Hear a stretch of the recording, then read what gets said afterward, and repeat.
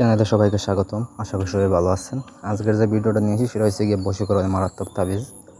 তো এটা কীভাবে করবেন সেই বিষয়ে আমি আজকে আলোচনা করব। তাই প্রথম থেকে শেষ পর্যন্ত কথা শুনুন, এই ভিডিওটা দেখুন, তাহলে বুঝতে সুবিধা হবে।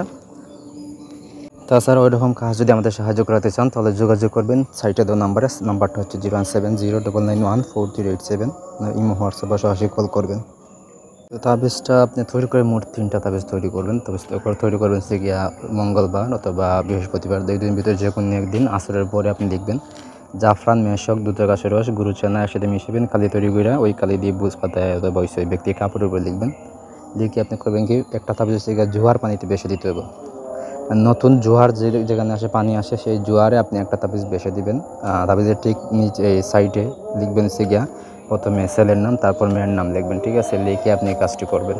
তো একটা বাসায় দিবেন, একটা আপনার সাথে রাখবেন, আর দুইটা হচ্ছে গিয়ে আপনি জ্বালাই দিবেন।